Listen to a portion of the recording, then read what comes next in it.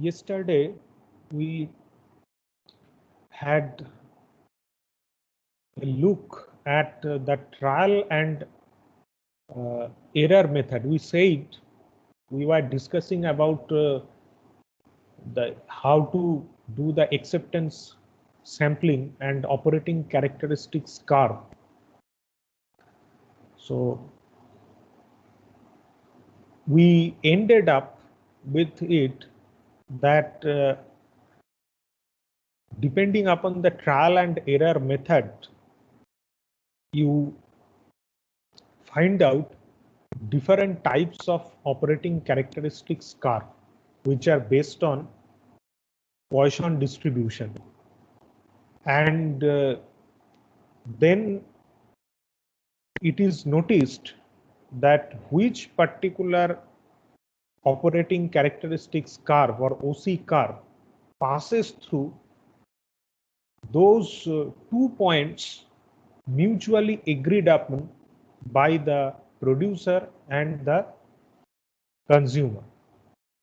And also we need to ultimately we need to select those curve, and also we need to take care of the sample size.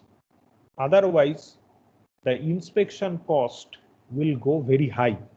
Okay, so now let's take a look at that how it is actually it can be done in practice. It can be done using Excel. Okay, in VIT there is no lab for quality management, but in many institutes like in IIT Kharagpur, there are quality control. There is a lab called quality control lab, okay, or quality management lab, or statistical quality control lab. So if you visit those labs, statistical quality control lab, then you will see that some experiments are done. Okay, and now this is one of the experiments that the trial and error method, you will be dealing with trial and error method, and you will be finally choosing the particular OC curve for a given producer's risk level and consumer's risk level. And even if you don't have lab, you can perform this thing. If you are given some, in some cases, if you are given some assignments like this, then also it can be done. But I have not given that assignment, but let's take a look at how it is done. So you can see that this is the snapshot of an Excel file. Okay, this is the snapshot of an Excel file. This is Poisson distribution for acceptance sampling. Now along x-axis we are representing proportion defectives, along y-axis we will be representing probability of acceptance, or PA, or the percent of lot that will be accepted or rejected, that we will discuss, we will represent. So now you notice that here 0.01, 0.02, 0.03, so all the proportion defectives you need to consider. Okay, all the proportion defectives you need to consider. Why? Because unless you determine the probability of acceptance for all these proportion defectives, you cannot draw the curve. Okay, so you have different proportion defectives: 0, 0.01, 0.02, 0.03, 0.04. So in this way, there are a lot of, here up to 0.12 they have shown, but you can have more number of proportion defectives. But actually you will see that from 0.12 the curve will be very flat. Okay, so that's why more number are not required here in this case. And what they are doing, they are actually varying the sample size small n and the acceptance number. Okay, so I have previously told you that this operating characteristics curve is based on Poisson distribution, and it will depend upon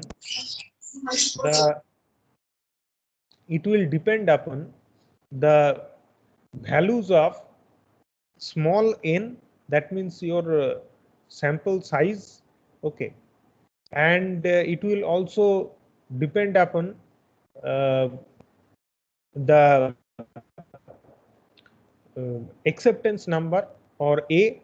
Okay, and also it will depend upon the proportion defectives. Okay, so we are basically changing here. The proportion defectives are fixed for all the cases.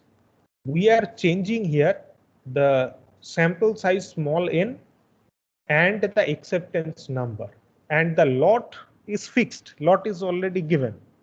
Okay, so you will find these 13 values. You will find, okay, you will find these 13 values here also.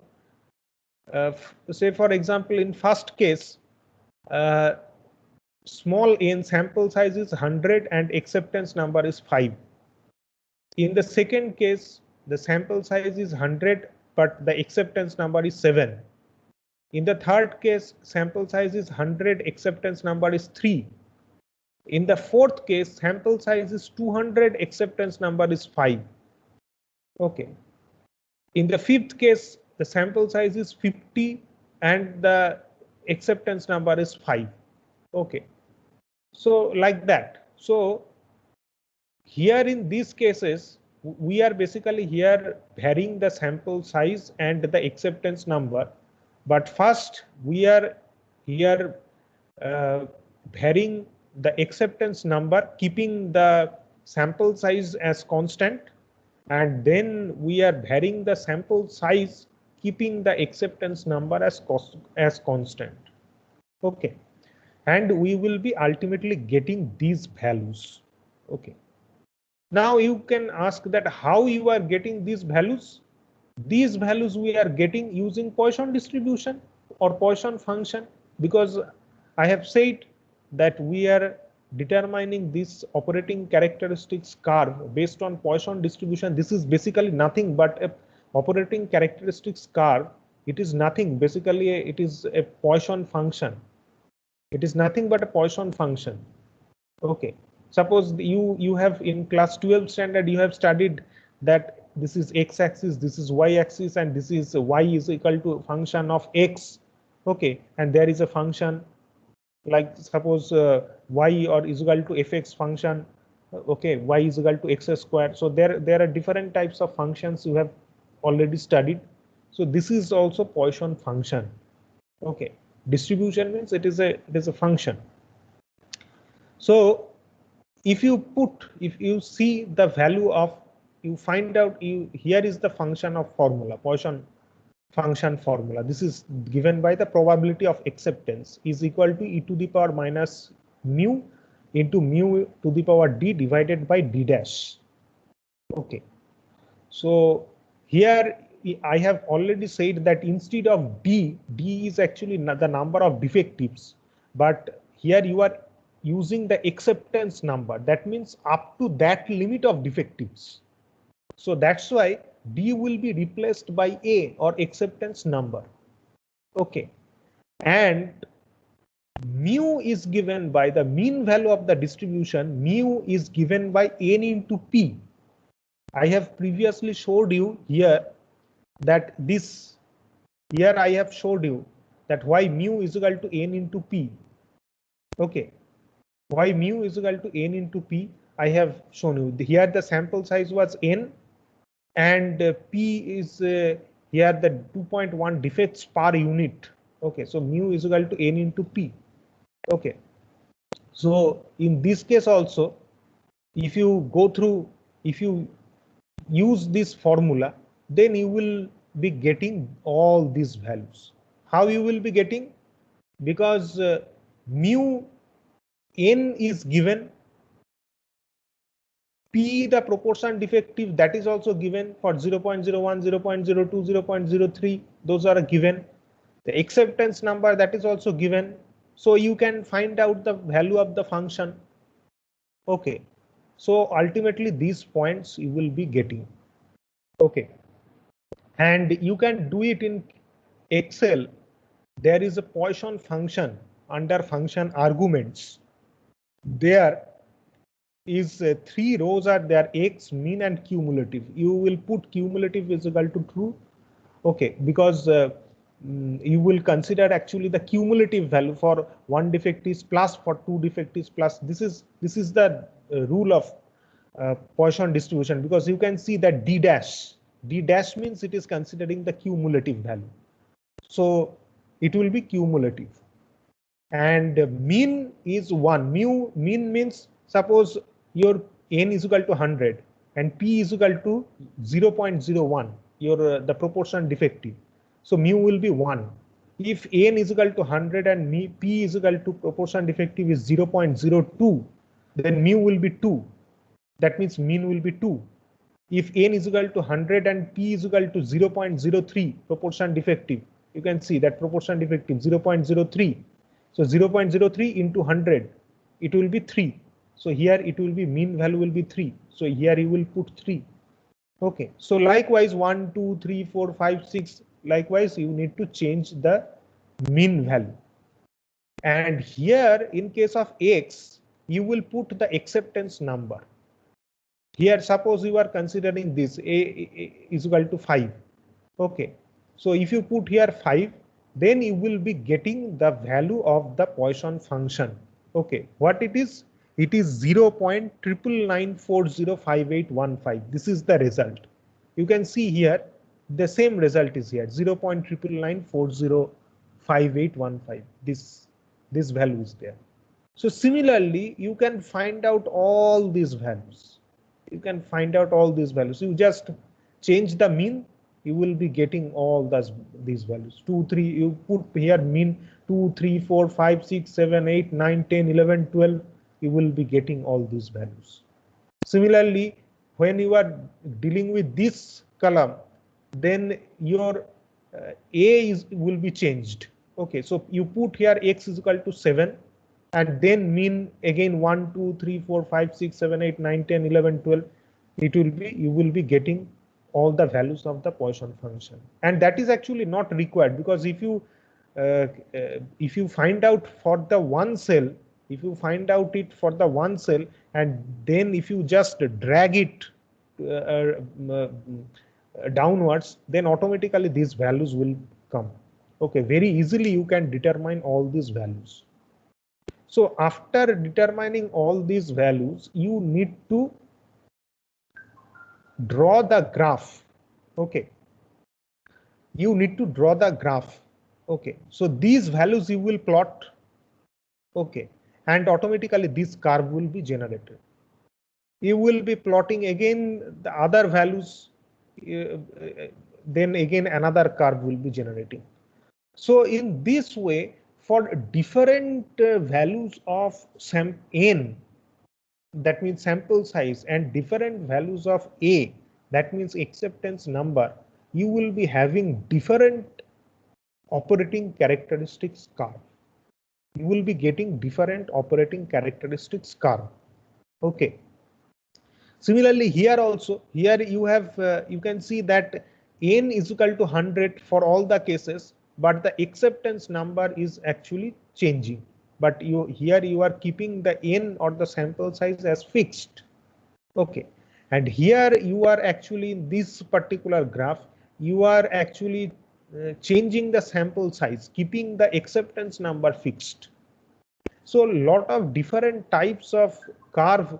Here they have shown only three function or three curves they have shown, but you can have also several number of curves you may generate or you may consider. Okay. Now you need to find out a suitable curve which will be passing through the 2 points as where the consumer and the producer were mutually agreed upon. Okay. Suppose, for example, the producer wants to take maximum at suppose you have been given that 0.04, it is your AQL or acceptable quality limit, it is 0.04 or 4%. Okay, suppose AQL is equal to 4%, and suppose the producer does not producer's risk is suppose, say for example 0.2 or 2% risk the customer is willing, the producer is willing to take at AQL is equal to 0.04 level. Okay, and suppose the the consumer, it wants to take a risk of suppose, say for example 20% at LTPD is equal to 0.08 level. Okay, so which curve you will choose? You will choose this curve. Okay, you can choose this curve. Why? Because in case of this curve, you can see that suppose your AQL is equal to 0.04 and the producer is willing to take at this level, the producer is willing to take 20% risk. So obviously the probability of acceptance will be then 0.8. Okay, so this will be the point.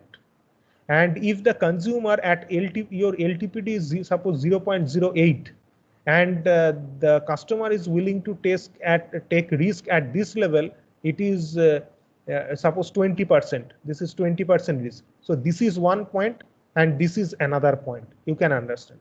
So this curve actually passes through these 2 points. Okay, so you can choose this curve if you think that your sample size for your experiment, the sample size of 100, it is okay. Okay. So in this way, the thing is actually done. Now, just one another slide is there. This is very important slide. Okay, because these actually, whether you have understood all the things of operating characteristics curve, whether you have grabbed all the ideas or not, that can be judged by these 2 questions. Okay, by using these 2 questions, it can be judged. Okay, what is this 2 type of 2 questions? Suppose if somebody asks you that what do you mean by alpha is equal to producer's risk is equal to 0.05 at AQL is equal to 0.03, or simply it can be represented by P 0.05 is equal to 0.03. Okay, so in this case, actually, this is a short symbol. The total statement can be represented by only this equation. Okay, if in exam it is asked that what do you mean by P 0.05 is equal to 0.0 is equal to 0.03 at for AQL, that will be given, the AQL or LTPD that will be given. So if somebody asks you like that, then what will be your answer? The answer will be that it means in the long run, it is expected that out of per 100 lots, at the most 5 lots will be rejected and 95 lots will be accepted by the customer if the lots are coming from a process controlled at 3% lot defectives. Okay, can you assimilate this? Try to understand this. This is very, very crucial. If you can understand this statement, that means your idea about on operating characteristics curve is clear. Whatever questions you will be asked, you can answer. But if you cannot answer this question, or if you cannot understand, realize it, you cannot answer. That means your knowledge or your idea towards operating characteristics curve, it is not clear. See, here you can see that the alpha, the producer's risk, is given at 0.05. Okay.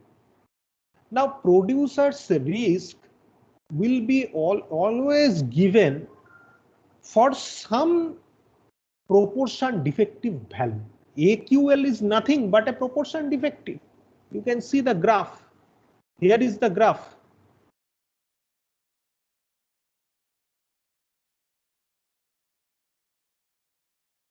Here is the graph.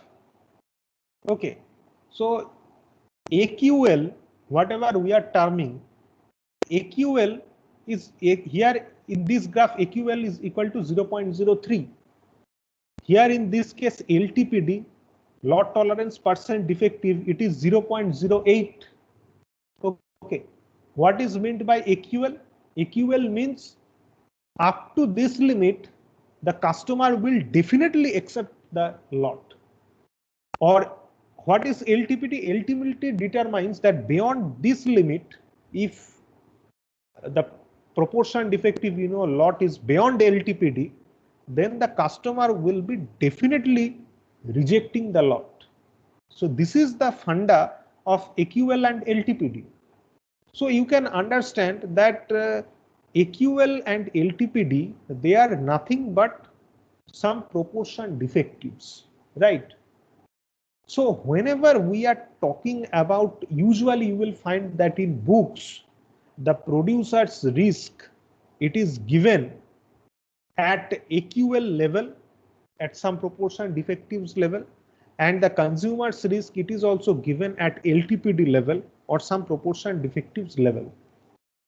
But actually, for any point, suppose if you consider this point, okay, so what will be the producer's risk? The producer's risk will be at 0.50 at 5% proportion defective. The proportion defective, the producer's risk for this case, it will be this particular, beyond this line, this particular y-axis value, it will be representing the producer's risk. Okay. So you can understand that here it is given in the question that what do you mean by alpha is equal to producer's risk is equal to 0.05 at AQL is equal to 0.03. So they are talking about the proportion defective of 0.03. Okay. That means the production process is running at a defective level of 3% proportion defectives in the lot. Okay. So in this kind of production process, you will have a risk, producer's risk will be 0.05. That means this value is actually 0.05. This value is actually 0.05. Okay, here actually in this particular case, the example that I have given, here the producer's risk is not 0.05. Here the value is actually different. Here the value is almost, suppose here it is 0.9. Here the producer's risk value is 0.1, or the 10% producer's risk is there. Okay, but actually for this question, the producer's risk is 0.05. Okay, so what does it mean? It means that per 100 lots, okay, at the most 5 lots will be rejected, because this axis, x-axis, actually represent the probability of acceptance or the percent of lots accepted. Both are same thing. Percent of lot accepted. Percent of lot accepted. Okay, this up to this, the percent of lot accepted. Okay, so you can clearly understand that 0.05, so 5% risk is there for producers. So what does it mean? It means 5% means 5 out of 100. That means out of 100 lots, 5 lots at most will be defective. It is expected. In practice, it may be or may not be. I am not saying that five lots, it will definitely find that five lots will be defective. It may be or may not be, but it is expecting value. It is expected that 5 lots out of 100 items will be defective. So not defective, will be rejected actually. So automatically 100 minus 5, it is 95. So 95 lots will be at most, it will be accepted by the consumer if the lots are coming from a process controlled at 3% lot defectives. This is the idea. Now there is also the second question. Now have a look at this part. Second question. What do you mean by beta is equal to consumer's risk is equal to 0.10 at LTPD is equal to 0.08. Okay, what is meant by that? It means that in the long run, it is expected that out of per 100 lots, at the most 10 lots will be accepted and 90 lots will be rejected by the consumer if the lots are coming from a process controlled at 8% lot defectives. Okay, so try to understand it that here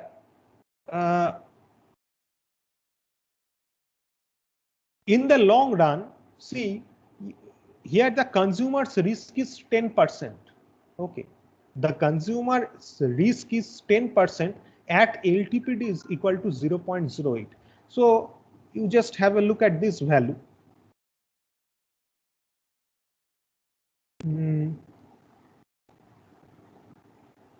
Yes, you have a look at this value. Okay, so in this case, what you can see? You can see that at 0.08 level, it is your LTPD. Okay, so better, it would be better that if I copy it,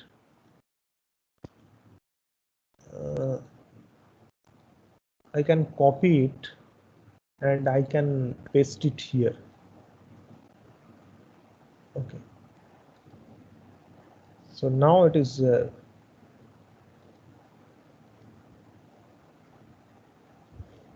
okay, now it is clear. So in this case, you can see that at LTPD is equal to LTPD is equal to 0.08.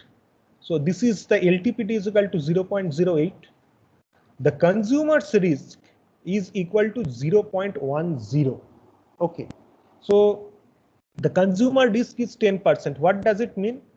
It means that this value will be 10. Okay, this value will be 10. Here actually it is not 10, it is 0.1912 for this example, but I have, in this case it is telling a different example. That's why here in this case, it means that consumer's risk is 10%. Okay. So what does it mean? Mean that consumer's risk is 10%. That means out of 100 lots, the customer will be accepting 10 lots, and here actually the acceptance is actually the risk. That's why I have made it in bold color. I have made this part bold. Here also I have made this part bold. 5 lots will be rejected. Why I have made this parts bold?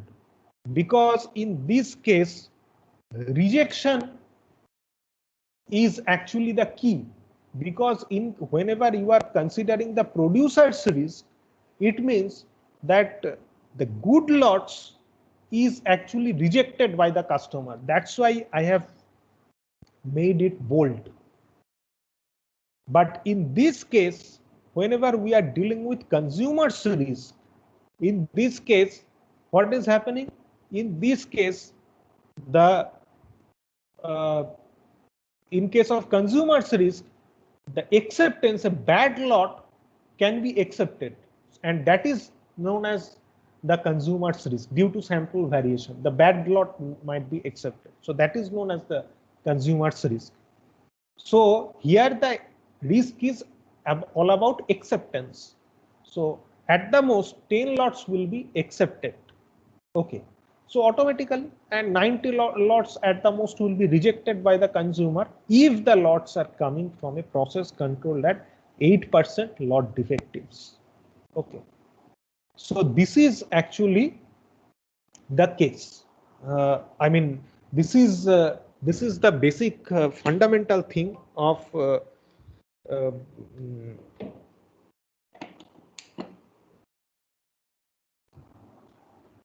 AQL, LTPD, and operating characteristics curve. Okay.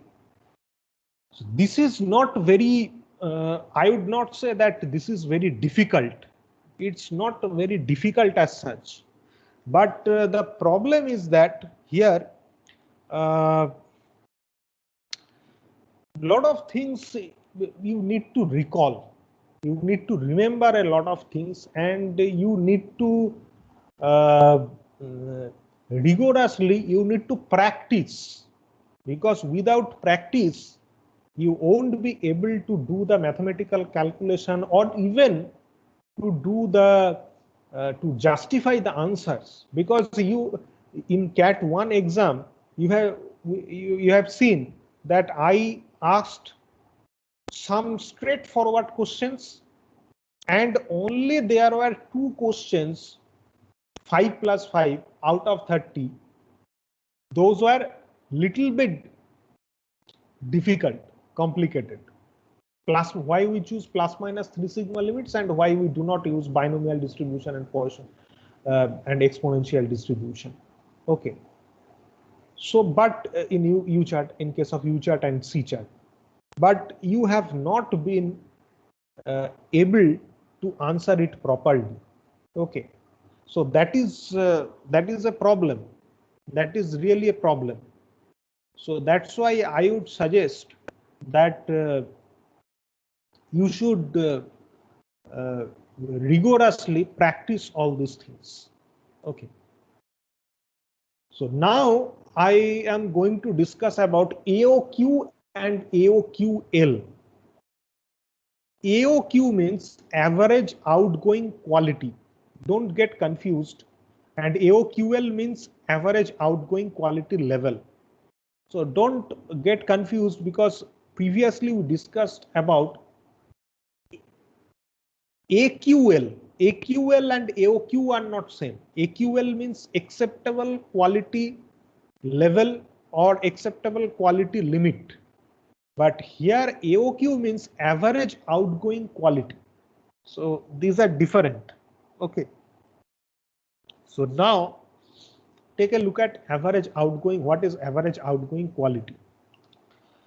It represents the average percent defective in the outgoing products after inspection, including all accepted and all rejected lots which have been 100% inspected and defectives replaced by non-defectives. It means it contains only the defectives of the accepted lots.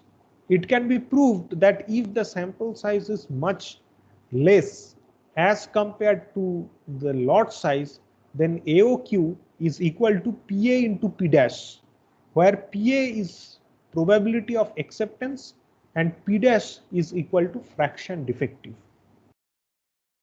And you can also check out this definition of average outgoing quality limit.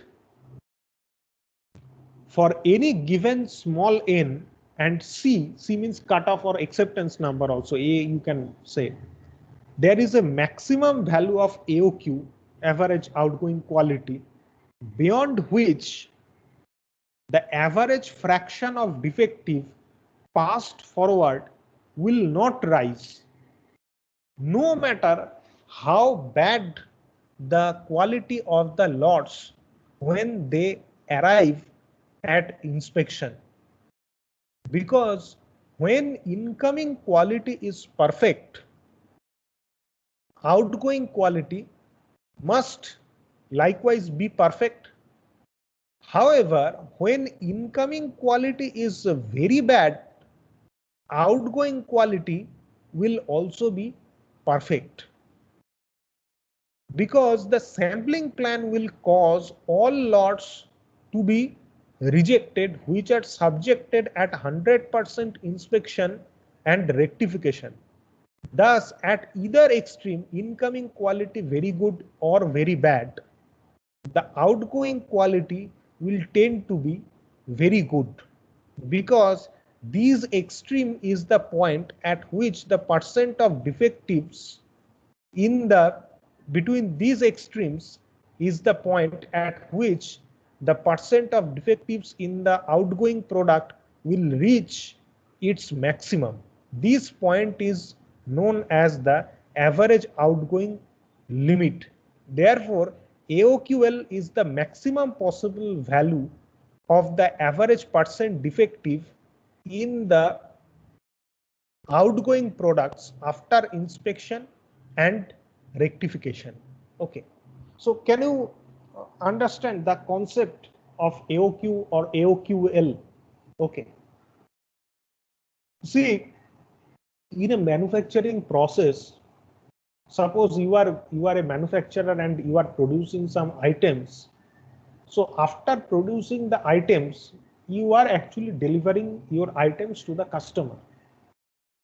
Now, if your lot, or suppose if your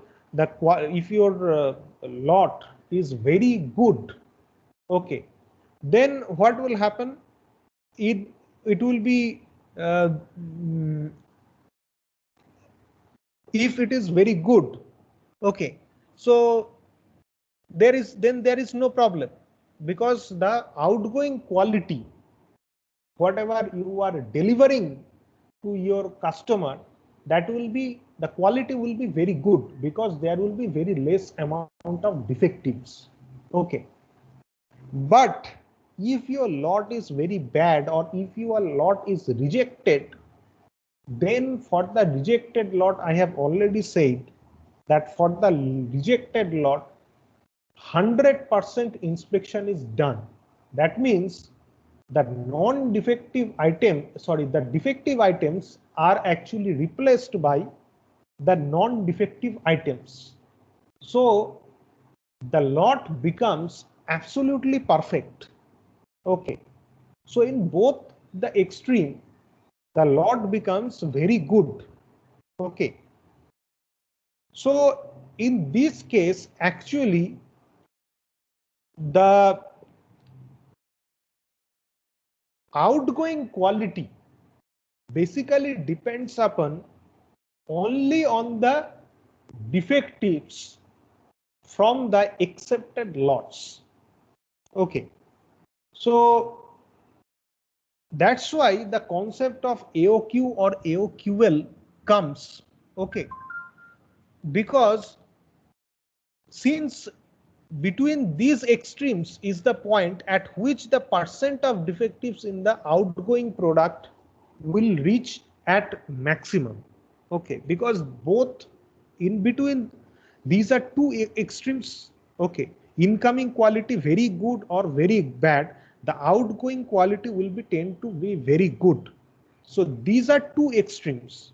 One extreme is that your lot is very good, then what is happening?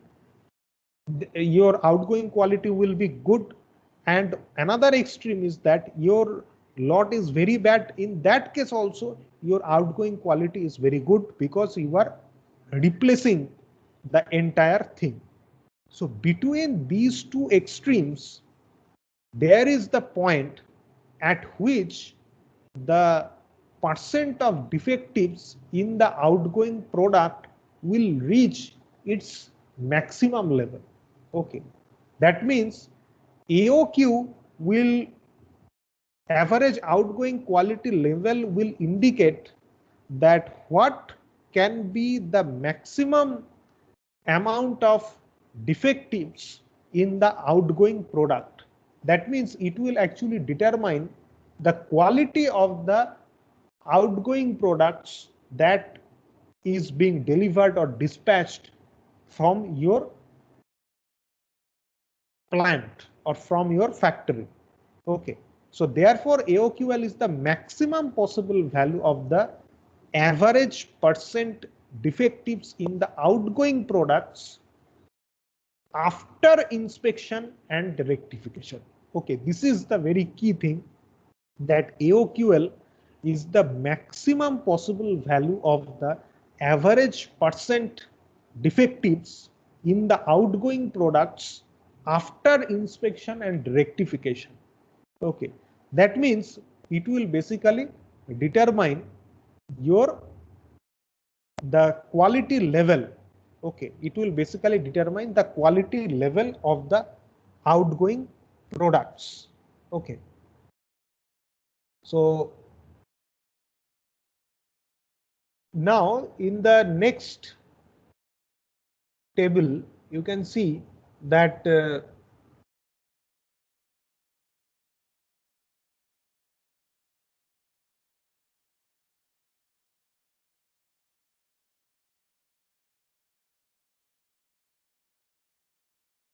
yes, this is the table. In this table shows a common type of approximate calculation to determine the AOQL. Okay, approximate calculation to determine the AOQL. This table refers to the plan small n is equal to 75. That means your sample size is 75 and your C or cutoff value or acceptance number, it is equal to 1 when capital N is large in comparison with small n. That means your lot size is very large as compared to your sample size. The right hand column gives average outgoing quality. Okay, this right hand column, this will be giving the average outgoing quality for each assumed percent defective in the submitted lot. This is the percent defectives in submitted lots. Okay, percent defectives in the submitted lots. The maximum value of AOQ is equal to 1.12%. Okay, the maximum value of AOQ, you can see this is the maximum value in this particular column. In this particular column, the maximum value is 1.12. That means 1.12% occurring when submitted lots are 2.2% defective. This is for 2.2%.